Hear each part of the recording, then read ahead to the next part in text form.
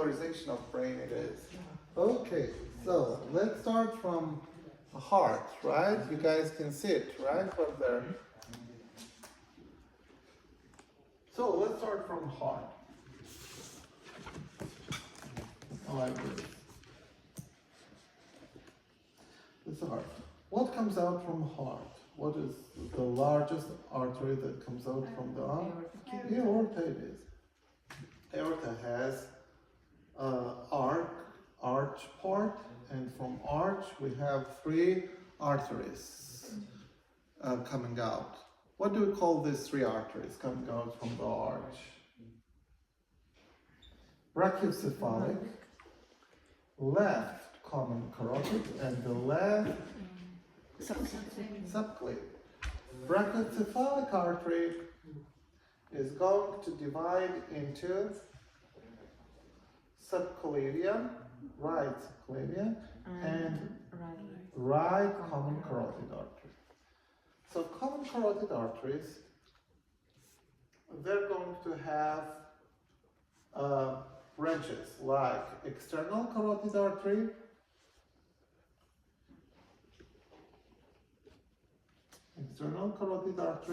and internal carotid artery. And now we're going to talk about the branches of internal carotid artery, and for that we've created the mnemonic that goes like this: O, Pa, Am. So these are the branches of internal carotid artery.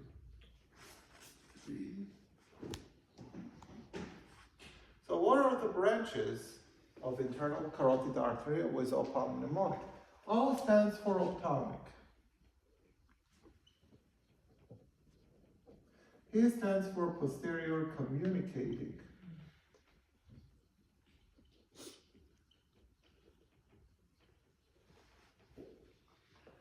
A stands for anterior choroidal.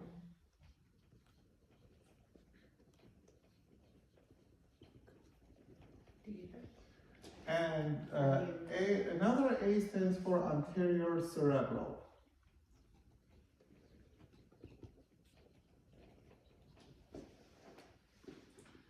And M stands for middle cerebral.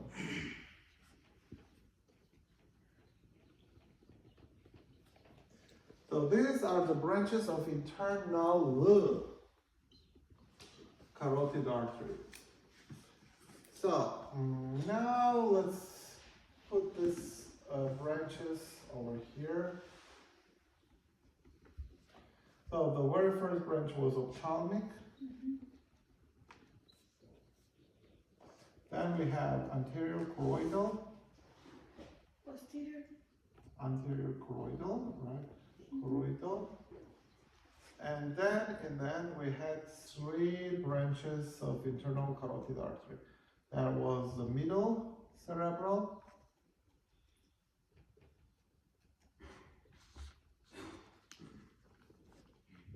that was anterior cerebral,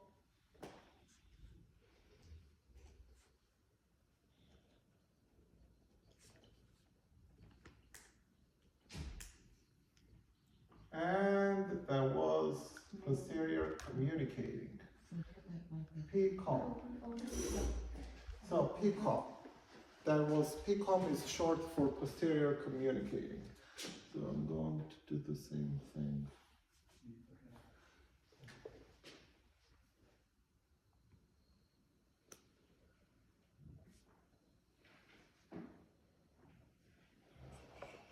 So I'm doing the mirror reflection of whatever I just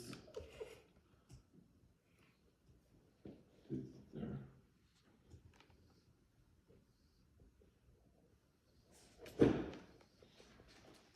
So this is how it looks. I can give you guys the papers if you want. No? Do you want me to give you papers? No? Would you like to? Yes? All right. I have just one. It's fine, it's fine. got four. This. All right. And okay. So now this is what we need to know about anterior circulation. Anterior circulation of the brain. So this is going to be the internal carotid artery.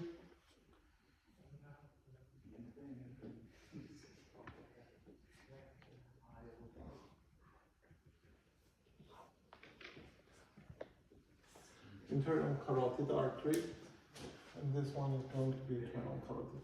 This one is external carotid, this one is common carotid. Okay, so now let's take a look at the posterior circulation. So we should remember that the subclavian artery has a branch. The very first branch of the subclavian artery is called the vertebral. The vertebral artery.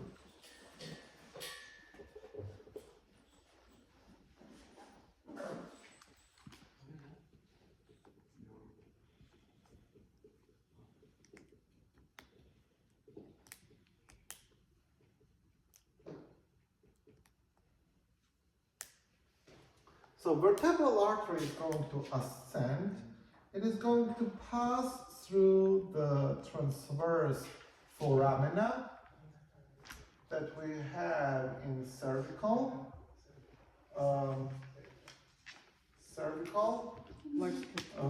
vertebra, and as they enter the cranial cavities through foramen magnum, they're going to unite and they're going to form the basilar artery. Basilar artery is finally going to divide into two posterior cerebral arteries.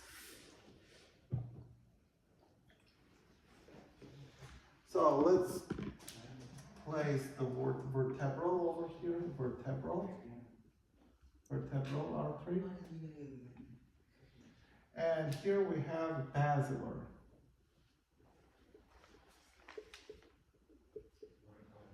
Artery. And finally, the basilar artery is divided into posterior cerebral.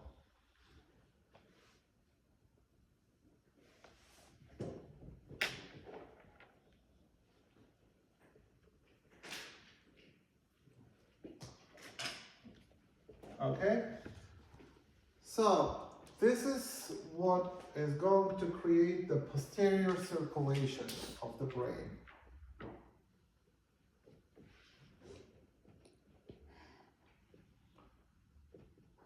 So, posterior circulation was made by vertebral arteries, and anterior circulation was made by the branches of internal carotid artery.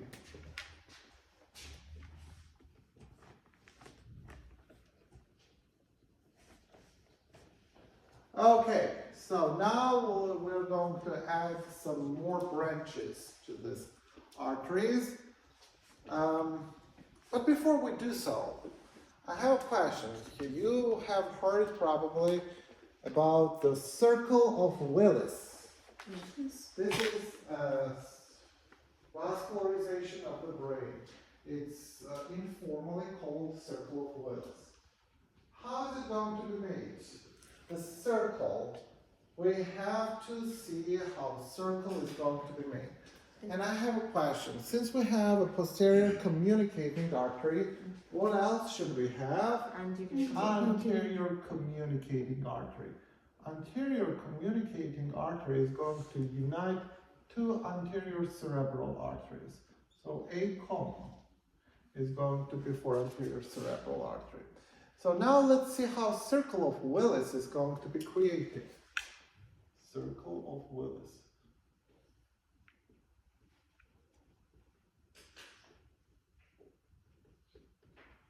This is Bruce Willis. Bruce Willis discovered this. No, not really. It is going to be the other Willis that discovered this this system. And let's see how the circle is going to be formed. Starting from anterior cerebral artery, let's go to the internal carotid artery. From internal carotid artery, let's go to the posterior communicating artery. From posterior communicating artery, let's go to posterior cerebral artery. From posterior cerebral artery, let's go to the basilar artery.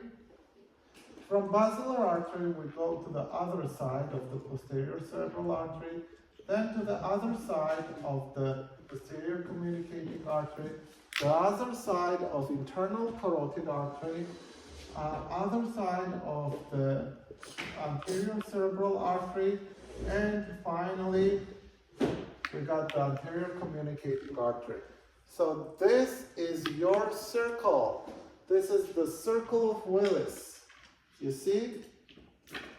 This is going to be the circle of Willis that was created by anterior cerebral artery, posterior communicating, posterior cerebral, a little bit of basilar, and anterior communicating, right? So this is what we call circle of Willis. Now let's add some more branches.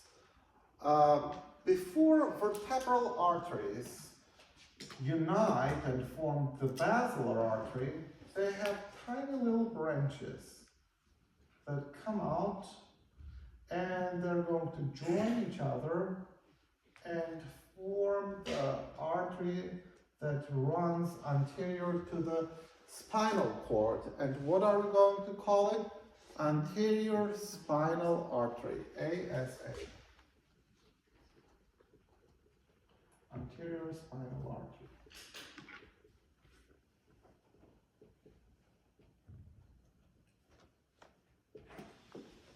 Okay, then if we have anterior spinal artery, what should we have? Posterior spinal artery. But they're going to arise from different sources, different parts. First, we should know that there is a branch that comes out from the vertebral artery, and that branch is called pica. Pica. Pica stands for what? Posterior inferior cerebellar artery.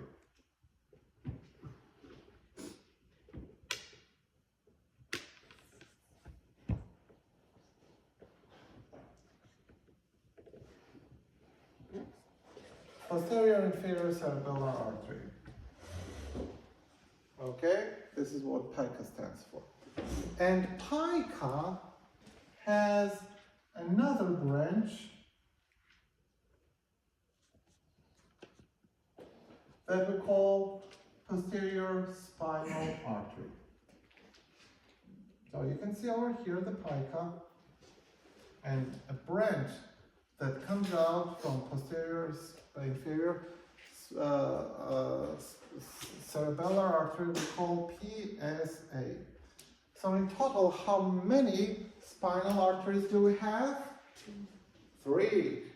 That is 1 for anterior spinal artery and 2 for posterior spinal arteries. Okay, so now I have a question on the logic. Since we have posterior inferior cerebellar artery, what are we going to have? Anterior inferior cerebellar artery, right? So that is going to come out from where? That is going to come out from basilar artery. And we're going to call it ICA. ICA stands for anterior inferior cerebellar artery. And since we have inferior cerebellar artery. What should we have? Superior cerebellar artery. That is going to come out from basilar artery as well. That is SCA, that is for superior cerebellar artery. Okay, so now we're going to move one step farther, and we're going to identify the branches of middle cerebral artery. Middle cerebral artery is going to have two main branches. That is going to be the superior branch and inferior branch. Oh, we should also remember that anterior cerebral artery is going to have two branches.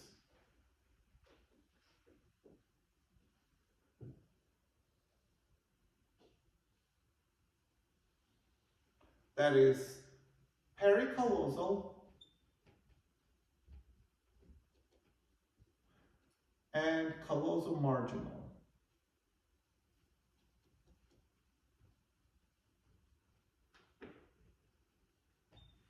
Okay, so we should also remember that the middle cerebral artery has tiny little branches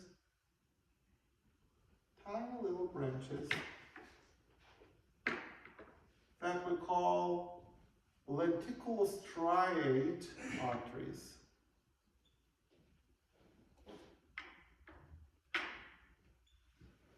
Lenticulostriate arteries. And I would like to add one more artery, with your permission, that is going to be the thalamoperforator artery. That is going to come out from the posterior cerebral artery. Thalamoperforator artery. Thalamoperforator artery, lenticulostriate and thalamoperforated artery. Okay, let's do some summary of what we did right now. So we mentioned that in total we have 3 cerebral arteries. Name them. Middle cerebral, anterior cerebral, and posterior cerebral. posterior cerebral. 1, 2, 3. And we have 3 cerebellar arteries. Name them. Cerebellar arteries. And That is pica, posterior, inferior pica, anterior, and superior cerebellar artery, right? 1, 2, 3. This is going to be first, this is going to be second, and this is going to be third. When it comes to the cerebral arteries, this is going to be the first, this is going to be second, and this is going to be the third posterior cerebral, right? And we also have 3 spinal arteries. posterior spinal. That is anterior spinal artery, posterior spinal artery, and another posterior spinal artery. 1, 2, 3. That is 1, 2, and 3. Okay?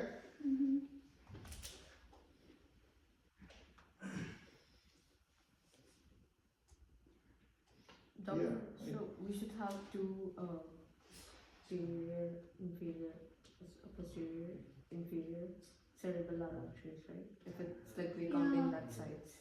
Yeah, so we have posterior inferior cerebellar artery coming out from vertebral arteries. These are vertebral.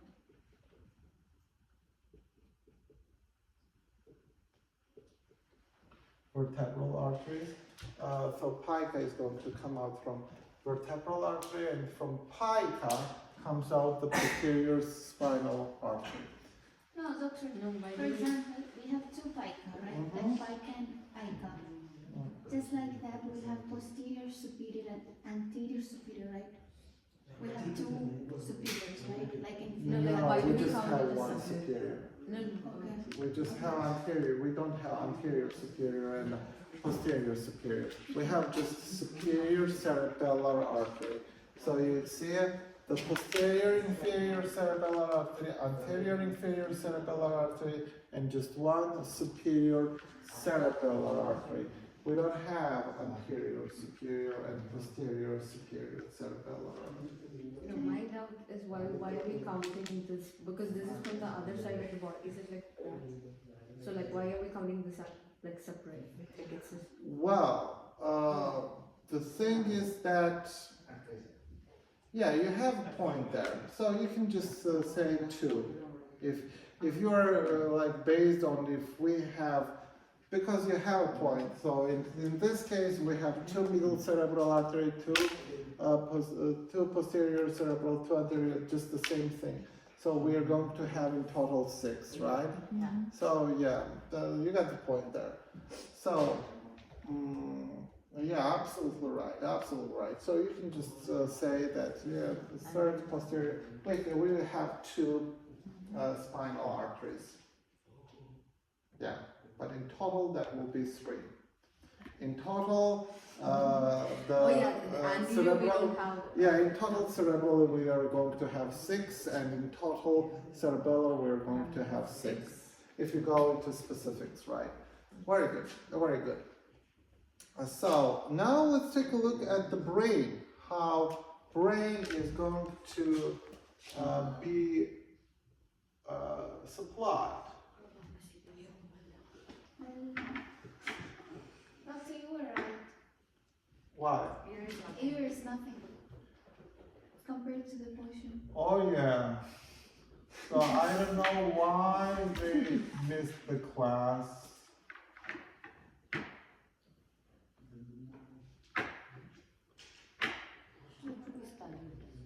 Doctor, so we can if internal carotid is damaged still, or like because of the circle Willis, like blood supply will not be like gone from.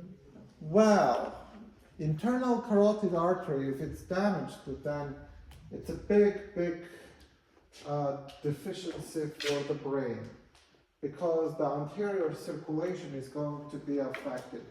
The brain is not going to be necrotized because the collateral circulation here from the posterior circulation, but it is going to be diminished. Very bad thing is going to happen still. All right, so do you guys remember that somatotopically, I use that word somatotopically, every single part in our brain is responsible for some part in the body. For example, the middle part of the brain was responsible for the lower limbs, for lower extremities. The little bit lateral part was responsible for upper limbs.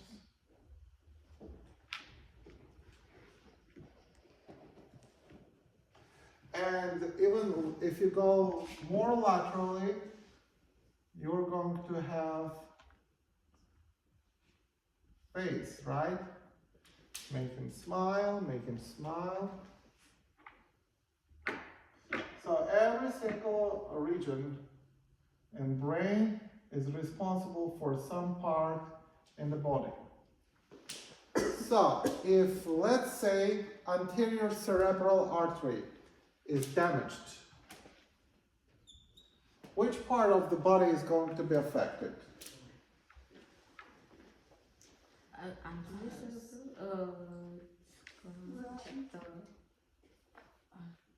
Yes, Maria, yes, correct. The lower limb, because the medial part of the brain is supplied by anterior cerebral artery, and in the middle we have what? The location for lower limbs. If you go a little bit to the side, if patient has this part of the brain damaged, his upper limbs are going to be affected. If a little bit to the side, even farther to the side, this part of the brain is affected, his face is going to be affected, right? So it depends which artery is going to be clogged. For example, now let's take a scenario. Let's go to the heart.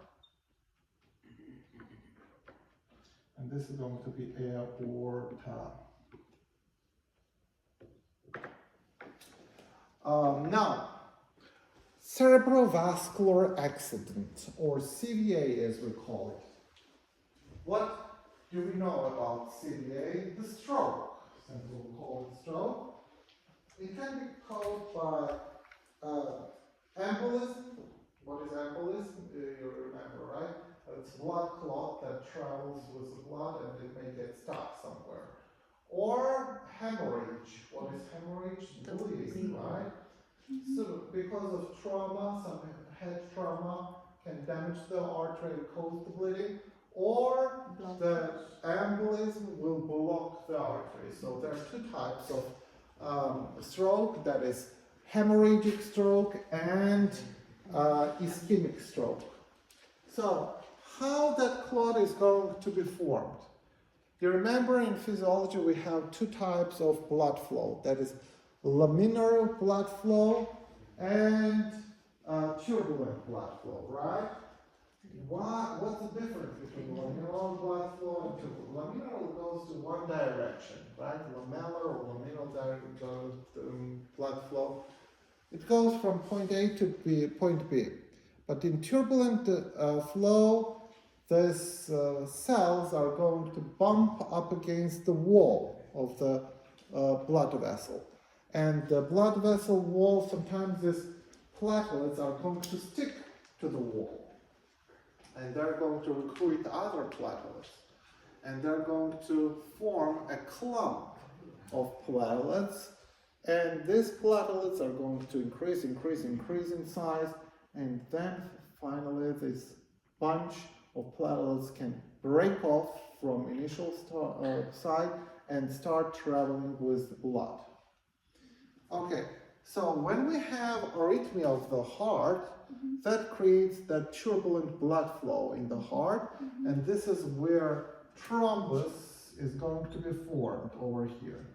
And this thrombus breaks off, will travel in the internal carotid artery, will reach the brain, and somewhere it is going to get stuck. It is going to either get stuck here in the anterior cerebral artery, it is going to get stuck in the superior or inferior divisions of middle cerebral artery. It may get stuck in the lenticulostriate artery. Anywhere here it may get stuck. And they're going to give us symptoms according to the place where it got stuck. For example, it got stuck here in the middle cerebral artery, the right middle cerebral artery superior division. Which part of the body is going to be affected? Yeah? The upper Upper limb, but which? The right upper limb or the left upper limb? right. It is going to be left. Why? Because of decussation. So the fibers that descend are going to crisscross and they're going to move to the opposite direction. Fibers from the right hemisphere will go and innervate the left part of the body and vice versa. The left nerves, the left corticospinal tract, for example, is going to innervate the right side. So if we have a clot that gets stuck in the right hemisphere, it will affect the opposite side of the body, the left side of the arm. if we have a thrombus that got stuck here in the left anterior cerebral artery, which part of the body is going to be affected? Lower. Which side of the lower limb? The opposite. That is the, yeah, the opposite. So this side, let's have a deal. This is the right side, and this is the left side. So if it gets here, that's the left lower. Great. So as simple as that. So now when you have a patient saying that, oh, doctor, I had stroke, and after stroke I lost the sensation of the right arm. You know which artery was damaged, right? It was left middle cerebral artery superior division. Exactly. You see how interesting it is and how interconnected it is. So this is what you guys need to know. Doctor, Yes, so can that be recovered? it can be recovered, but Stem. you can do, you know what? You can do the thrombolytics. Thrombolytics you have to give as patient arrives to the emergency room. You should give something called tissue plasminogen activator, alteplase, retiplase, or tenecteplase, that will dissolve that clot, that will dissolve, that breaks down into pieces, and it will reestablish the blood flow. But in the first place, you should avoid that from happening. How? You should avoid the turbulent blood flow. So turbulent blood flow happens because of what? Arrhythmias. So if you correct arrhythmias, there won't be any turbulent blood flow. But just in case, you are still going to administer anticoagulants, meaning that these medications are going to avoid clumping and sticking of platelets together. So aspirin, baby aspirin as we call it. Why do we call it baby aspirin? Because it is relatively smaller dosage of the aspirin. Aspirin we may give up to 3 dosages, until 300, from 300 to 1,000, and from 1,000 to 3,000, something like that. So if you give aspirin just like under 300 micrograms, it will have an anticoagulant effect. And that's why we call it baby aspirin. But nowadays we don't use much of aspirin. Why? Because it has lots of side effects, so we prefer other medications like clopidogrel, that is Plavix, also known as Plavix. We can administer rivaroxaban, apixaban, that is factor 10 inhibitor. So we basically do these things for the patient that has arrhythmias because they have a chance to develop what? Stroke. We have to give antiarrhythmics and give anticoagulants. And the person should reduce intake of cholesterol. Intake of cholesterol as well, the dietary, and we have to ask them to be more physically active, not overactive, but active in order to produce more high density like lipoproteins. Doctor,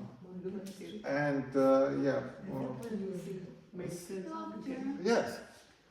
is it safe for a person who is above his 60s, who already had a past history of a stroke, maybe? Not stroke, basically like heart attack, to take aspirin continuously? It is okay. Why? Baby aspirin is not that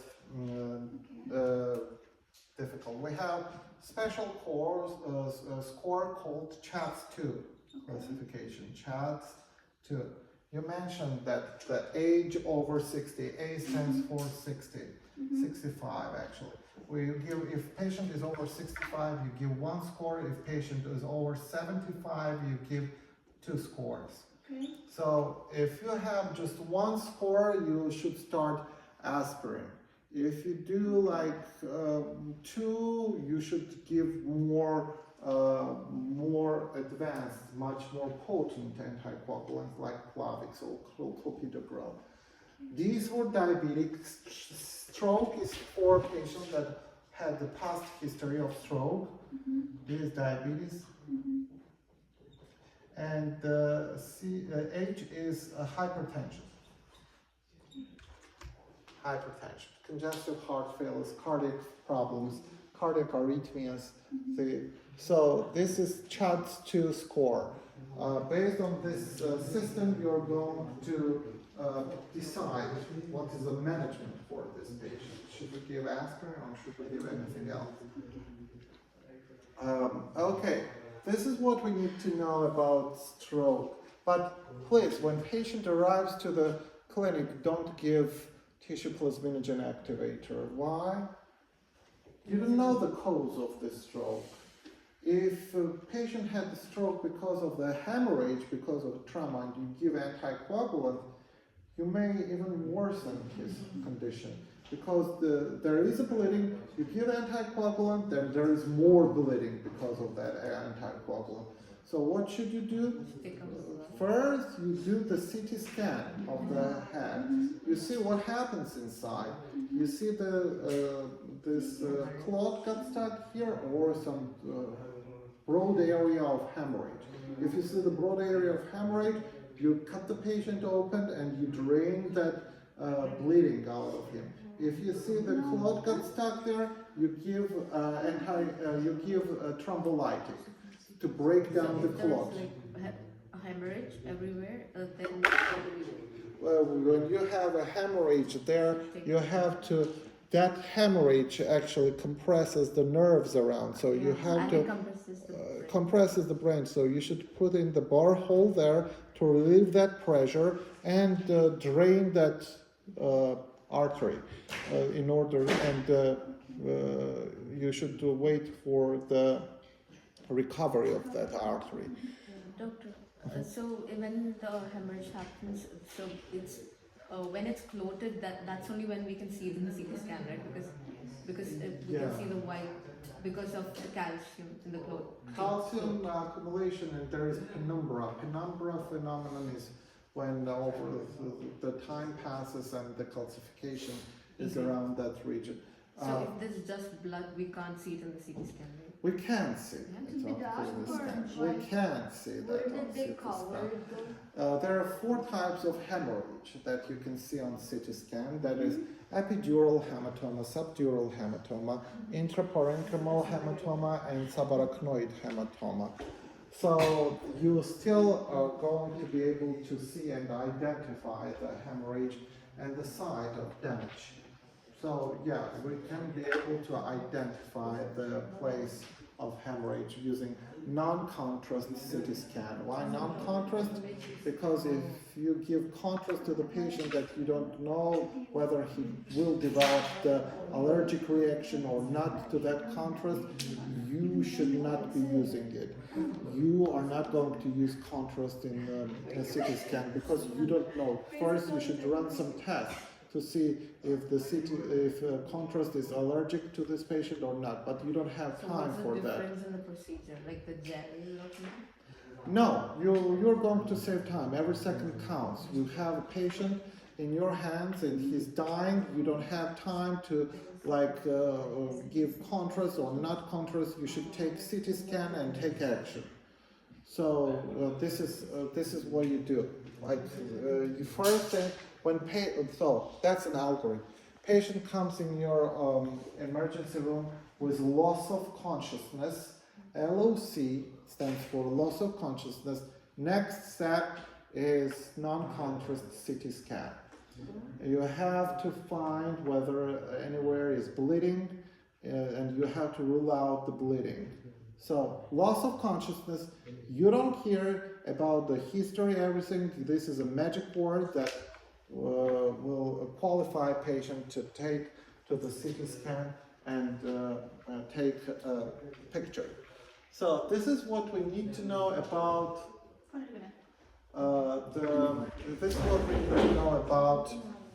the vascularization of the head.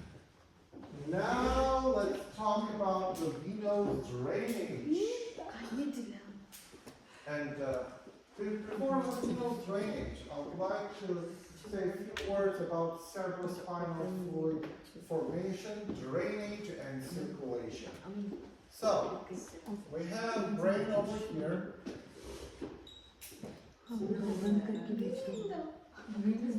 അവിടെ പോയിരിക്കുക